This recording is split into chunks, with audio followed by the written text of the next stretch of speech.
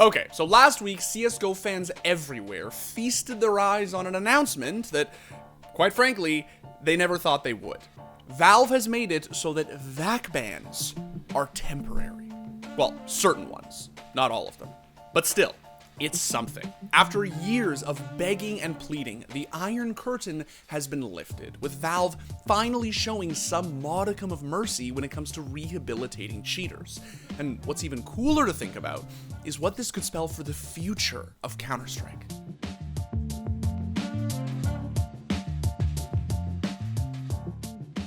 Alright, y'all know the drill. Like the video, slap the subscribe button, and turn on notifications so that hopefully when Kenny finally makes his way onto a roster, you get to watch the video that I make about it straight after it goes live. Dearly beloved CSGO fans, we are gathered here today because last Thursday, Valve published a stunning, unexpected, and altogether earth-shattering blog post in which they decreed that certain VAC bans would no longer be permanent. But first things first, what is VAC, and why are the bans that it engenders feared across the whole of esports? Remember guys, League players watch these videos too. VAC, which stands for Valve Anti-Cheat, is the official anti-cheat of Valve-published multiplayer titles such as Dota 2, Team Fortress 2, and CSGO. Thanks, Dimitri. It's automated, which means it triggers without human intervention. It's also egregiously awful. Like, only catches the free cheats awful. Most spin modding silvers square up against VAC on the regular and don't even break a sweat. Don't believe me?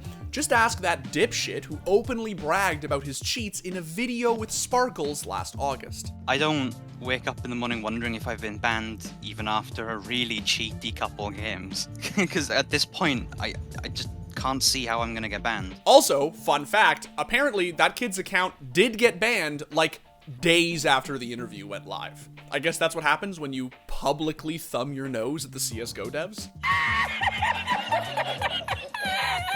Here's the thing though, for years it has been the case that if you have any hope of playing Counter-Strike competitively, and you were at any point in your life associated with a VAC banned account, and it was deserved, not a bug, you are in for a fucking world of hurt. See, the thing about VAC bans wasn't just that they were permanent, it's that if deemed legit, they were literally impossible to reverse. If at any point your name had been associated with a VAC banned account, that's it. You were done. Prohibited from participating in any Valve-sponsored events, i.e. the majors, for life.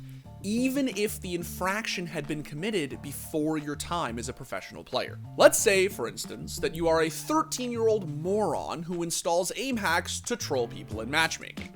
Let's also say that that 13-year-old blossoms into a world-class competitor who's desperately trying to crack into the upper echelon of competitive Counter-Strike. The thing is, they can't. Because according to Valve, they were, and always will be a cheater. Now, that's essentially what happened to Brazilian prodigy VSM, whose story we covered back in December. Remember, if they all of a sudden make an exception for VSM, that would open up the floodgates for all of the other cheaters they've blacklisted over the years. If VSM walks free, why not Yampy? Why not Brax or the rest of the iBuyPower guys? Where does Valve draw the line? Don't get me wrong, I am all for sending cheaters to the fucking Shadow Realm. But to destroy a guy's career before it even gets started because of some smooth-brained shit he did when he was a preteen? That's just silly. An even crazier thing happened to Finnish phenom Yampy, whose story we covered last April. After eating a VAC ban back in 2015 on an account that he claims he wasn't even playing on, Yampy was banned from participating in any and all Valve-sponsored events. He even went so far as to sue the developer over damages that he claimed he incurred whilst being unable to play in the majors. And ultimately, that's the problem with being a professional CSGO competitor and having one of these VAC bans hanging over your head. Nobody wants to sign you. Remember, if you can't compete in Valve events, then your roster will either have to field a 6th player just for the majors, which can screw up your qualification points, or just forfeit playing them entirely. And if you do that, then you're also forfeiting the prestige of competing in such an event, and the profit that comes with sticker revenue. Thus, for literally the entirety of CSGO's lifespan, a VAC ban has stood as the equivalent of a death sentence, a surefire way to either end your career or turn it into a non-starter.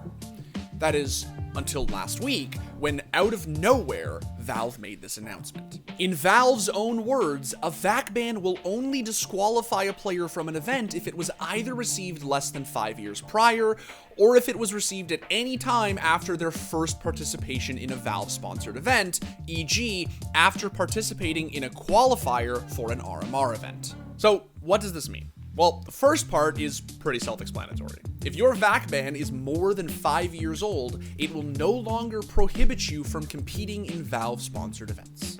Simple. The exception, of course, is if you received your VAC ban at any point after participating in a Valve-sponsored event.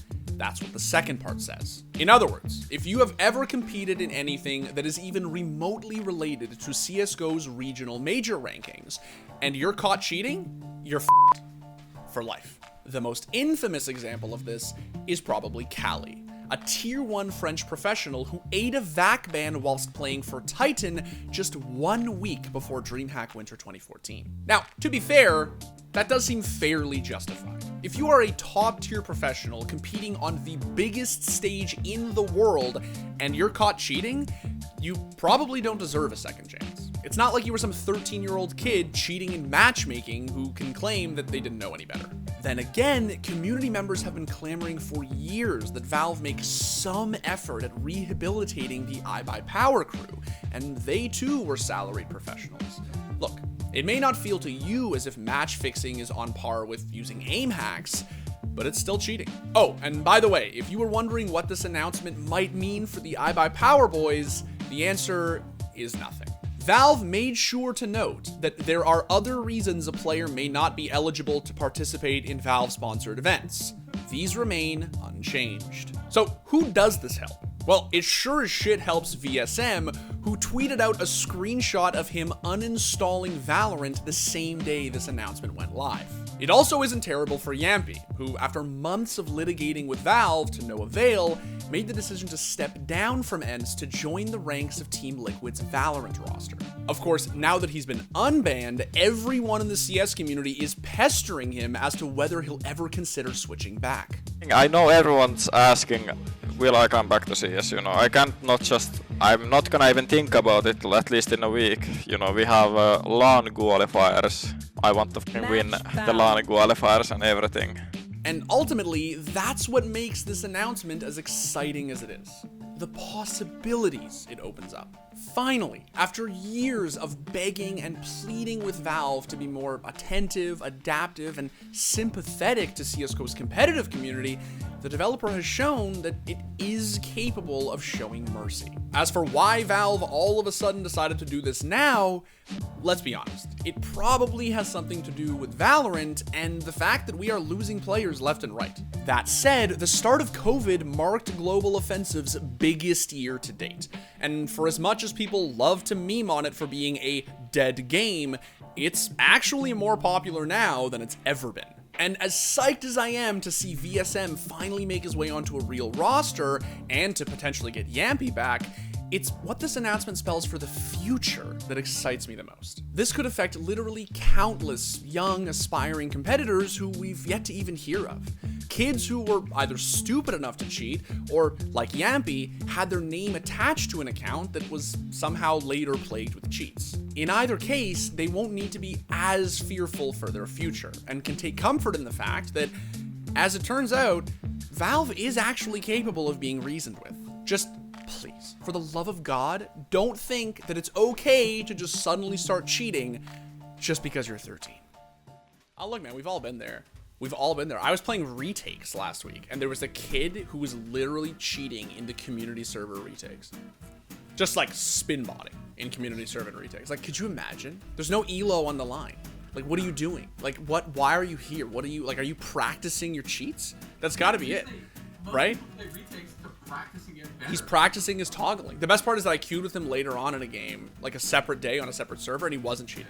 So I was just like, this kid was probably practicing his toggles. It's just so crazy that, like, I played with him like a week later in a different server, different day. He was on voice. He was on his mic. And I was like, oh, you're that kid who cheats and retakes. And he got like all sheepish.